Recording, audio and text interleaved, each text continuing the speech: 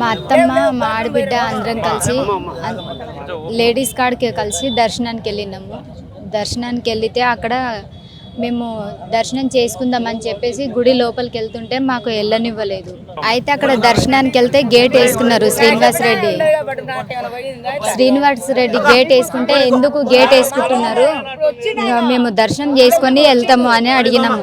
అడిగితే మాకు 100 రూపాయలు ఇచ్చి దర్శనం చేసుకోవాలని చెప్పారు.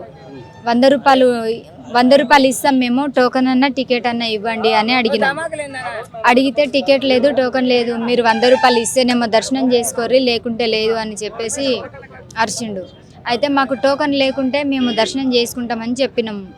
ఇంకా బోసిడి ముండా లంజం ముండా చెప్తుంటే అర్థం అవుతలేదా? తక్కువ జాతి శ్రీనివాస్ రెడ్డి చెప్తుంటే అర్థం అవుతలేదా అని చెప్పేసి తోసేసిండు. అప్పుడు పాప నీ దగ్గర ఉన్నది? పాప నా చేతిలోనే ఉంది. అప్పుడు అక్కడ ఇంకొకటి ఏంటంటే జాతర జరిగేటప్పుడు సీసీ కెమెరాలు పెడుతున్నారు, జాతర జరిగిన తర్వాతకి సీసీ కెమెరాలు తీసేస్తుర్రు. అక్కడ సీసీ కెమెరా కూడా ఉంది జాతరలో, నేను చూసిన సీసీ కెమెరా కూడా ఉంది. ఇంకా అక్కడ అట్లా తిట్టిన తర్వాతకి వచ్చి కింద కూర్చున్నాము రచ్చకట్ట దగ్గర. కూర్చున్న తర్వాత సాయంత్రం 5 అవుతుంది. మా ఆయన వచ్చిండు, ఇంకా ఇంటికి రాలేదు ఎందుకు అని అంటే ఇట్లా జరిగింది గుడి దగ్గర, ఇట్లా మాట్లాడిర్రు అని చెప్పి మా ఆయనకు చెప్పినాము. ఆయన నేను అడిగొస్తా అని పోయిండు. పోయి తాత ఎందుకు ఇట్లా చేసిరంట అని ఇట్లా మాట్లాడిరంట, లేడీస్కి ఇట్లా ఎందుకు మాట్లాడుతారు తాత అని చెప్పేసి మా ఆయన అడిగనీకు శ్రీనివాస్ రెడ్డిని. అంటే ఇంకా అట్లా మా అత్తమ్మ తాత అని పిలుస్తుంది, వరుసలు పెట్టి చిన్నప్పటి నుంచి అట్లనే.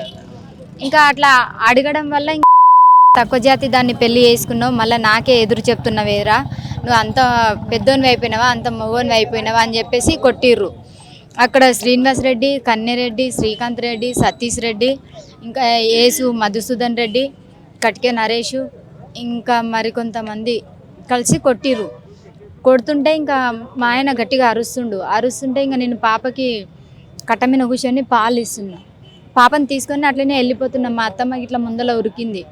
పోయి చూస్తే ఇంకా ఆయనని కొట్టి కొబ్బరికాయలు ఉన్న రూమ్లోకి గుంజుకపోతుర్రు. ఆయనని గుంజుకపోతుంటే ఇంకా నా కొడుకుని కొడుతుర్రు అని చెప్పేసి ఆమె కూడా వెనకాలనే రూమ్లోకి వెళ్ళిపోయింది. రూమ్లోకి వెళ్ళిన మనిషిని గింత కూడా శ్వాస తీసుకోకుండా కొడుతూనే ఉన్నారు.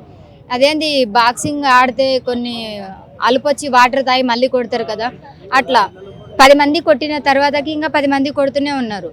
ఇంకా అరే నీకు ఇట్లయితే కాదు అని చెప్పేసి శ్రీనివాస్ రెడ్డి ఊరి వాళ్ళకి ఫోన్ చేసి అరే ఇట్లా మా ఆయనకి లడ్డు అని చెప్తారు, విఘ్నం లడ్డు, అయితే ఇట్లా చేస్తున్నాడు రా, గొడవ చేస్తుండు, మన అమ్మలక్కలను తిట్టిండురా అని చెప్పేసి ఫోన్ చేసి అందరినీ పిలిపించిండు. రెడ్డిస్ వాళ్ళందరినీ పిలిపిస్తున్నాక ఇంకా అందరు వస్తున్నారు. సర్పంచ్ కూడా వచ్చిండు. సర్పంచ్ పక్కలనే కూర్చున్నాడు. ఫోన్ చూసుకుంటా, ఫోన్ వస్తే నీకు అరే ఫోన్ నేను మళ్ళీ చేసి సాగురా. తూకారాం రెడ్డి సర్పంచ్, తూకారాం రెడ్డి కొడుకు సతీష్ రెడ్డి తను కూడా వచ్చిండు. మా అత్తమ్మని కొడుతున్నారు, ఆయనని కొడుతున్నారు. కొట్టొద్దు అని ఎంత వేడుకున్నా సరే వాళ్ళు వినట్లేదు, అట్లనే కొడుతురు. మా ముఖాలన్న చూసి వదిలేయండి అని చెప్పేసి పాప నా చేతిలోనే ఉంది. అప్పటికి కూడా జుట్టు పట్టి ఇట్లా గోడ కొడుతున్నారు, ఎక్కడెక్కడో టచ్ చేస్తున్నారు, ఇంకా వాళ్ళు ఇష్టం ఉన్నట్లా చేస్తున్నారు. అయినా సరే వాళ్ళని విడిచిపెడితే చాలా అని చెప్పేసి నేను మా ఆడబిడ్డ ఎంత అడుక్కున్నా కానీ వదిలేయలేదు. పాపం ముఖమన్న చూసి వదిలేసారేమో అని చెప్పేసి పెద్దయ్య పాపం ముఖమన్న చూసి వదిలే అని చెప్పేసి ఇట్లా నేను శ్రీనివాస్ రెడ్డి కాళ్ళ దగ్గర మా పాపను పెట్టిన. 2 నెలల పాప మా పాప కాళ్ళ దగ్గర పెట్టిన. పాపం మీ ముఖమే చూసి వదిలేసలేనంటే నేను పాప ముఖం చూసా, ఇంత పడుకున్నారు మీకే వదిలేలేను, దాని ముఖం ఎంత దాని పానం ఎంత అని చెప్పేసి యేసు మధురెడ్డి వెనకాల నుంచి వచ్చి తన్నేసిండు. కాళ్ళ దగ్గర పెట్టిన పాపని తన్నేసిండు. పాప ఇట్లా 2 మీటర్ల దూరం పడిపోయింది, గట్టిగా ఏడుస్తుంది. నాకు దెబ్బ తగలడం వల్ల నేను కింద పడిపోయినా. మా ఆడబిడ్డ పాపని తీసుకుంది. పాపని తీసుకొని ఇంకా ఆమె వల్ల కాలేదు, ఎంత ఆపుతున్నా కూడా ఆమె వల్ల కాలేదు. నాకు ఇచ్చింది, సైడ్ కూర్చొని నువ్వు పాపకు పాలు ఇవ్వు, నేను అడుగుతా వాళ్ళని అని చెప్పేసి నాకు పాపనిచ్చి అక్కడ వెళ్ళి మళ్ళీ అడుగుంటుంది. కొట్టొద్దు తాత అని మస్తు అడుగుంటుంది. సర్పంచ్ కూడా అడుగుంటుంది, తాత చిన్నప్పటి నుంచి వాళ్ళు మీ దగ్గరనే పనిచేసిర్రు, ఎందుకు ఇట్లా చేసిర్రు తాత, కొట్టొద్దని చెప్పు తాత, తప్పైందని కూడా చెప్పిస్తాము అని చెప్పేసి ఇంకా అయినా సరే వినట్లేదు. నేను పాపని పాలకు అట్లనే పాపకు పట్టుకొని పోయి వదిలేయండి అని అడుగుతున్నాం. అయినా సరే వినట్లేదు. మేము వదిలేయండి అని మేము అడిగే కొద్దికి వాళ్ళని ఎక్కువ కొడుతున్నారు. వాళ్ళు బయట మేము నోరు లేపితే చాలు వాళ్ళని కొడుతున్నారు. ఇంకా వదిలేయండి అంటేనే కొడుతున్నారు. ఇంకా వాళ్ళు మీరు నోరు లేపితే వాళ్ళని కొడతామంటున్నారు. మాకేమో అక్కడ అసతైతే లేదు చూసుకుంటా అంత తనలాడుతున్నారు. అని మా ఆయన తట్టుకోలేక 100 నెంబర్కి ఫోన్ చేసిండు. సార్ ఇట్లా కుమ్మెర జాతరలో నన్ను మా అమ్మని ఇట్లా కొడుతున్నారు సార్, రాండి సార్, జల్దీ రాండి సార్ అని చెప్పి మా ఆయన ఫోన్ గుంజుకున్నారు. ఎవరికి ఫోన్ చేస్తున్నారు? ఆ పోలీసు వాళ్ళు మా వాళ్ళే, ఎమ్మెల్యే మా మనిషే, రేవంత్ రెడ్డి కూడా మా మనిషే. నువ్వు ఫోన్ ఎవరికి చేస్తున్నావురా అని చెప్పేసి ఫోన్ గుంజుకున్నారు. ఇంకా ఫోన్ గుంజుకున్న తర్వాతకి ఇంకా మళ్ళీ కొడుతూనే ఉన్నారు. సర్పంచ్ పక్కలు కూర్చున్నా, ఈయనకి ఇట్లా కొట్టకూడదురా, కాలు చేతులు ఇరిచేయాలిరా అని చెప్పేసి సంతోష్ రెడ్డి ఈ వీళ్ళు చెప్తూనే ఉన్నారు. తూకారాం రెడ్డికి ఇట్లా ఇంకా కొట్టొద్దు తాత అని చెప్తున్నాగా లాస్ట్కి 5:30 నుంచి స్టార్ట్ చేస్తే కొట్టుకము 8:30 అయ్యింది. పావుదక్క 9 రాత్రి పావుదక్క 9 గంటలకి పోలీసు వాళ్ళు వచ్చిర్రు. ఆ పోలీసు వాళ్ళ ముందులో కూడా కొడుతుంటే మాకు రెస్పెక్ట్ లేదా, లేకపోతే మా డ్రెస్ కనిపిస్తలేదా, మా ముందరనే ఎందుకు కొడుతున్నారు వాడిని అని చెప్పేసి పోలీసు వాళ్ళు ఇడిపించి బయటికి తీసుకొచ్చిర్రు. తూకారాం రెడ్డి ఏం చెప్తున్నాడంటే, సరే మీరు వీళ్ళతోనే మాట్లాడుతూ ఉండండి, ఒక 15 నిమిషాలు ఇట్లనే మాట్లాడుకుంటూ ఉండండి, మిగతాది మేము చూసుకుంటామని చెప్పుకుంటూ పోయిర్రు. వాళ్ళు మాకంటే ముందు పోలీస్ స్టేషన్కి పోయిర్రు. ఆ సంగతి మాకు తెలీదు. పోయి చూసినప్పుడు తెలుసు. సార్ వాళ్ళు మాకు మా ఆయనని బయటికి తీసుకొచ్చి, అమ్మ మీరు మీ ఊరికి వెళ్ళిపోర్రి అంటే చంపేస్తామని భయపెట్టించిర్రు అన్న. మేము పోము అని చెప్పినాం. సరే ఎక్కడికి వెళ్తారు అంటే నాగర్ కర్నూలు వెళ్తామని చెప్పినాం. నాగర్ కర్నూలు ఎక్కడో ఒక చోటు ఉంటాము అంటే సరే అని చెప్పేసి వాళ్ళు ఒక వెహికల్ మాట్లాడి మాకు నాగర్ కర్నూలుకి పంపించిర్రు. మేము పోలీస్ స్టేషన్ ముందు దిగినాం. పోలీస్ స్టేషన్కి పోయినాం. పోలీస్ స్టేషన్కి పోయిన తర్వాతకి వాళ్ళు ఆల్రెడీ లోపల ఉన్నారు. వాళ్ళు ఉంటే సార్ మేము కేసు పెట్టాలి, నేనే పోయినా ముందల పాపని ఇట్లా పట్టుకున్నా, సార్ కేసు పెట్టాలి అని చెప్పిన. తూకారాం రెడ్డి వాళ్ళకి ఇట్లా చూసి ఫస్ట్ బయట కూర్చోమని చెప్తున్నాడు. సరే అని చెప్పి వాళ్ళు అమ్మ మీరు బయటికి వెళ్ళండి అని చెప్పిండు పోలీస్ ఆయన. బయటకు వచ్చినాము. ఒక 10 నిమిషాలు కూర్చొని మళ్ళీ పోయినాము. సార్ కేసు పెట్టాలి సార్ అని. సరే బయట కూర్చొని చెప్తుంటే అర్థమైతే కదా, కూర్చోండి ఒక 10 నిమిషాలు అని చెప్పారు. సరే అని చెప్పి మళ్ళీ అప్పుడు పోయి మళ్ళీ కూర్చున్నాం. 3వసారి మళ్ళీ పోయినాము. మళ్ళీ సార్ కేసు తీసుకుంటారా, తీసుకోమంటే ఇంటికన్నా వెళ్ళిపోతాం సార్ అని చెప్పినాం. అదే ఇంకా అక్కడ ఉన్న వాళ్ళేమో తీసుకోమంటున్నారు. ఇంకొక సార్ ఉండి హాస్పిటల్ చూయించుకొని రండి, వీళ్ళకు పట్టుకెళ్ళండి ఫస్ట్ అంటే, పాప దెబ్బ తగిలిన రోజు కొంచెం పాలు తాగింది, మంచిగా ఉంది అనుకున్నాం. తర్వాత మా అత్తమ్మకి మా ఆయనకి హాస్పిటల్ చూయించుకొని మళ్ళీ పోయినాం. తీసుకుంటారా తీసుకోరా సార్ ఇప్పుడు కూడా అన్ని పేపర్లు తీసుకొని పోయినాం. ఇంకా ఒక పెన్ను ఒక పేపర్ ఇట్లా పారేస్తారు. మాకి రాసిస్తే రాసిర్రు మీరే, లేకుంటే లేదు, లేకపోతే ఇంటికి వెళ్ళిపోర్రి అంటున్నారు. సరే నువ్వు రాసివ్వు, నేను పాపకు పాలు ఇస్తాను అని చెప్పేసి నేను రాసి మా ఆయన రాసి ఇస్తుంటే నేను బయట కూర్చొని పాపకు పాలు ఇస్తున్నా. సరే అని చెప్పి ఇంకా ఆయన రాసింది నేను అంత కరెక్ట్గా రాయలేదు, నాకు నొప్పులు వస్తున్నాయి చేతులు, నాకు రాయనికి వస్తలేదు అంటే, సరే రేపు వచ్చి రాసిద్దామని చెప్పేసి ఆ రోజు మేము బస్ స్టాండ్లో పడుకున్నాం. మరుసటి రోజు మేము మళ్ళీ పోయినాం 9 గంటలకి. పోయి పోలీస్ స్టేషన్కి, ఊరికి పోలేదు సార్ ఇంకా అప్పటి నుంచి. పోలీస్ స్టేషన్కి మళ్ళీ పోయినాం. పోయి సార్ ఇట్లా మేము నిన్న మంచిగా రాయలేదు, ఆయన నొప్పుల వల్ల మంచిగా రాయలేదు, నేను రాసి ఇస్తాను సార్ అని చెప్పినాం. చెప్తే ఇంకా సరే అని చెప్పేసి వాళ్ళు కొంచెం ఆగండి పని ఉంది అని చెప్పేసారు. అడిగిన కొద్దికి పనుంది అది మాత్రమే చెప్తున్నారు. మేము కేసు మీరు పెట్టింది తీసుకుంటాము అని చెప్పట్లేదు. సాయంత్రం అవుతుంది, సార్ తీసుకుంటారా తీసుకోరా అని చెప్పినాం. చెప్తే ఇంకా వాళ్ళు ఆగండి అమ్మ కొంచెంసేపు, మాది వర్క్ అయిపోయిందాడు తీసుకుంటా, ఎస్ఐ కూడా లేడు కదా ఆగండి అని చెప్పారు. సరే అని చెప్పినాం. ఎస్ఐ సార్ వచ్చిన తర్వాత సార్ కేసు పెట్టాలనుకున్నాము, తీసుకుంటారా తీసుకోరా అంటే, మీరే రాసియండి అంటుంది.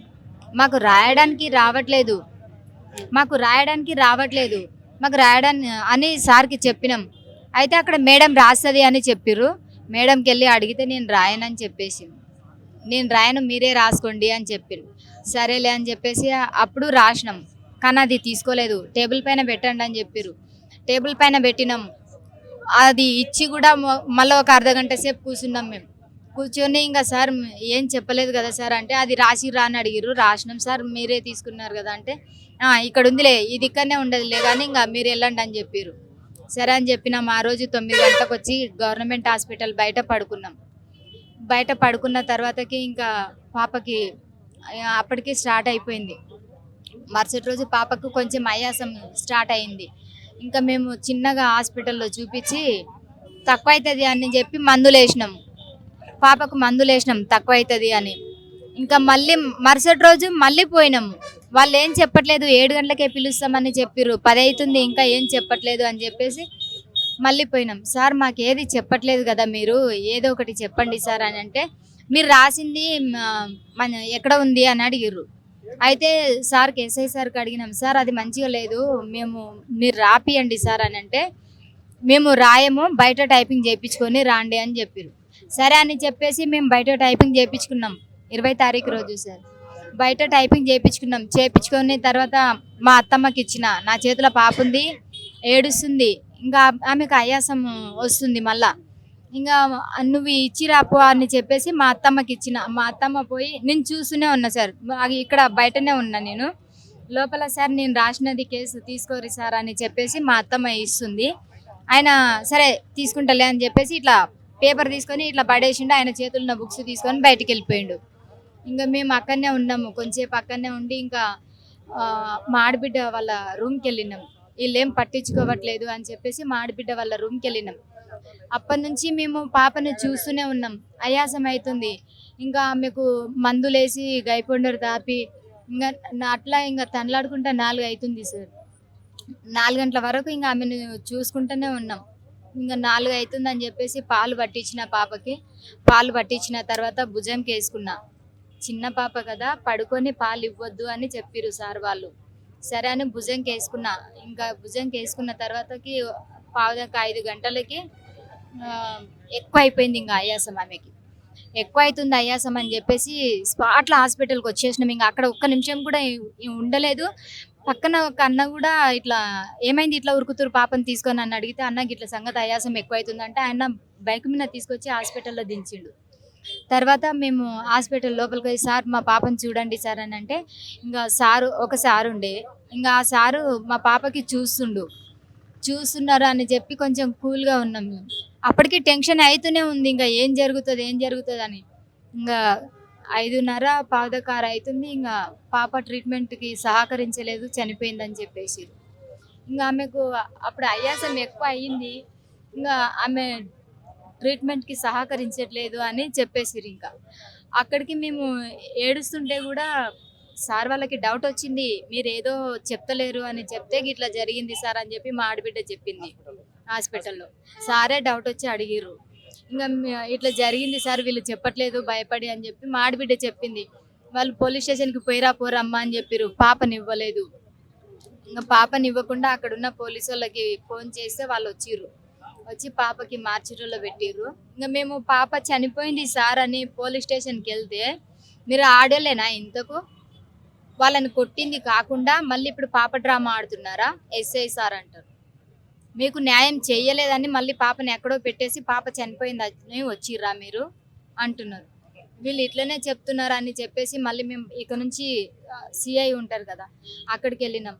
సార్ ఇది ఇట్లా జరిగింది సార్, మా పాప చనిపోయిందని చెప్తే ఇట్లా అంటున్నారు సార్ అని చెప్తే, మీకు ఎవరిపైన అన్న డౌట్ ఉందా అంటే, సార్ వాళ్ళు తన్నినప్పటి నుంచి ఇట్లా జరుగుతుంది సార్ నా పాపకని చెప్పిన తర్వాత, అట్లా వాళ్ళ పేర్లు పెట్టొద్దు, నువ్వు పేర్లు పెట్టకుండా అనుమానం ఉంది అని మాత్రమే రాసివ్వు అంటే మేము అడిగినాము.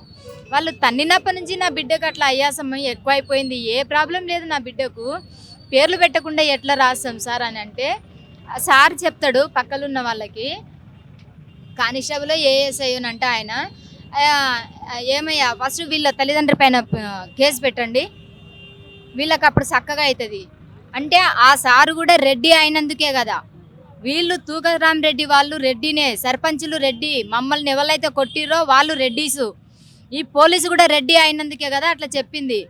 రివర్స్ ఎందుకు, అప్పుడే మా అత్తమ్మ వచ్చి అడిగింది, నా పిల్లల పైన నువ్వు రివర్స్ పెడతా అని చెప్తున్నావు, నా పిల్లల్ని చంపినోళ్ళ పైన నువ్వు ఎందుకు కేసు పెట్టట్లేదు అని అడిగితే, మా 3 పైన కేసు పెట్టమని చెప్తున్నారు వాళ్ళు. మా పాపని మేమే చంపుకొని మేము ఎట్లా చేసుకోగలుగుతాం సార్ అట్లా. అక్కడికి కూడా మాకు ఎవ్వరూ పట్టించుకోవట్లేదు అసలుకి. ఎవరు పట్టించుకుంటలేరు అని చెప్పేసి మేము బయట వచ్చి ఏడుస్తున్నాము. మాకు అన్న వాళ్ళు వచ్చిర్రు, ఫస్ట్ సాయన్న శివన్న వాళ్ళు వచ్చిర్రు. ఏమైందిరా అని అంటే మాకు తెలిసిన ద్వారా వాళ్ళు వచ్చిర్రు. ఏమైందిరా అని అంటే ఇట్లా జరిగిందన్న, మాకు ఎవరు పట్టించుకోవట్లేదన్న అని చెప్పినాం. అట్లా చెప్పిన తర్వాతకి కూడా ఇంకా మేము ఏడుస్తున్నప్పుడు కన్నా ఇట్లా కొంతమంది అడిగిరు ఎందుకు ఇట్లా జరిగింది అని చెప్పి. వాళ్ళు ఇంకా ఫేస్బుక్లో పెట్టిరా, వాట్సాప్ పెట్టిరా, ఇన్స్టా పెట్టిరా మాకు తెలియదు. ఇంకా ఆ విషయం అయితే సారు విశారదన్ సార్ వరకు చేరింది.